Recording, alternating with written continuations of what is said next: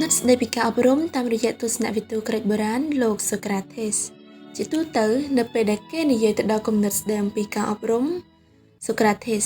ដែលត្រូវបានគេប្រសិទ្ធនាមថាជាទស្សនវិទូតាមចិញ្ចើមផ្លូវតែទៅជាបុគ្គលមួយរូបដែលគេមិនអាចមើលរំលងនោះឡើយមូលហេតុនោះគឺសូក្រាតេសគឺជាអ្នកគិតដ៏ល្បីល្បាញដែលវិធីចោទសួររបស់គាត់ត្រូវបានគេស្គាល់ជាភាសាអង់គ្លេសថា Socratic Dialogue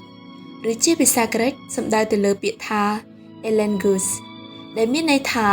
ការច្រានចោលឬការពិនិត្យឲ្យបានល្អិតល្អន់ជាមុនសិនវិធីនេះមានឥទ្ធិពលយ៉ាងខ្លាំងទៅលើការអប់រំមនុស្សតាមរបៀបកិច្ចសន្ទនា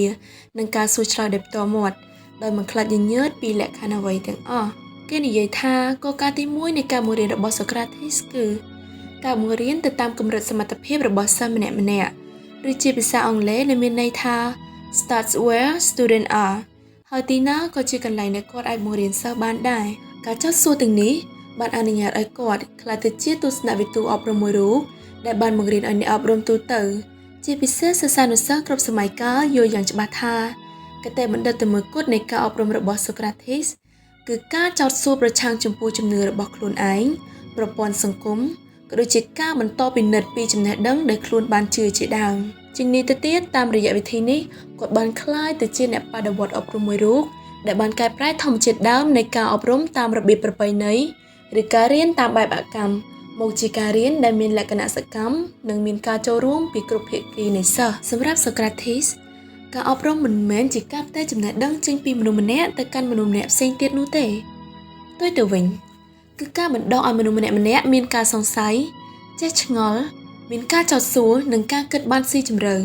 ក៏ដូចជាដើម្បីបណ្ដុះនរណាម្នាក់ឲ្យក្លាយជាអ្នកគិតមួយរូបដែលអាចមានឯករាជ្យភាពផ្នែកគំនិតដោយខ្លួនឯងបានក្នុងនោះដែរបេះដូងនៃវិធីចោទសួររបស់សូក្រាតេសគឺជាសិល្បៈនៃវិធីបង្រៀនតាមបែបស្ថាបនានិយមដែលតួនាទីគ្រូមិនមែនជាការកំណត់ពីអ្វីដែលសិស្សត្រូវគិតនោះឡើយប៉ុន្តែជាអ្នកបង្ហាញពីរបៀបគិតទៅដល់សិស្សទៅលើបញ្ហាណាមួយហើយសំណួរដែលបង្ហាញពីរបៀបគិតបានល្អបំផុតសម្រាប់សូក្រាតេសគឺជាប្រភេទសំណួរដែលផ្ដើមឡើងដោយតើហេតុអ្វីតើដោយរបៀបណានឹងចុះប្រសិនបើឧទាហរណ៍តើហេតុអ្វីបានជាមនុស្សម្នាក់ៗត្រូវមានសីលធម៌តើគោលការណ៍សីលធម៌ត្រូវបានកំណត់ឡើងដោយរបៀបណាចុះប្រសិនបើមនុស្សម្នាក់ៗមិនគោរពតាមលំអានគោលការណ៍សីលធម៌ទាំងនោះតើគាត់ជាមនុស្សពុំមានសីលធម៌ពិតប្រាកដមែនឬយ៉ាងណាទាំងនេះសុទ្ធសឹងជាបច្ចេកទេសនិងទេពកោសល្យនៃការប្រើប្រាស់សំណួរដ៏មានឥទ្ធិពលនិងប្រកបទៅដោយប្រសិទ្ធភាពដែលយើងម្នាក់ៗអាចរៀនសូត្រតាមគាត់បានផងដែរជាពិសេសសម្រាប់អ្នកអប់រំនិងសិស្សានុសិស្សគួរបញ្ជាក់ផងដែរថាសូក្រាតេសគឺជាទស្សនវិទូមួយរូបដែលឲ្យតម្លៃទៅលើសីលធម៌យុត្តិធម៌សេចក្តីក្លាហានភាពបរិសុទ្ធផ្នែកខាងក្នុងនិងការពិតជាងអ្វីៗទាំងអស់ហើយវិធីចោទសួររបស់គាត់តែងត្រូវបានប្រើប្រាស់ដើម្បីជជែកដេញដោលនិងចោទសួរទៅលើបញ្ហាទាំងនេះជាមួយនឹងដៃគូសន្ទនាព្រមទាំងសិស្សរបស់គាត់ជារឿយៗប៉ុន្តែគួរដល់ការសោកសៅរែងជាទីបំផុតមានពេលមួយគាត់ត្រូវបានតុលាការទីក្រុងអាថែនចោទប្រកាន់ថាបានពង្រួមស្មារតីនិងចិត្តគំនិតយុវជនឲ្យប្រឆាំងទៅនឹងសាសនានិងច្បាប់របស់រដ្ឋបូរេអាថែនតលហើយគាត់ក៏ត្រូវបានតុលាការទីក្រុងអាថែននេះកាត់ទោសប្រហារជីវិត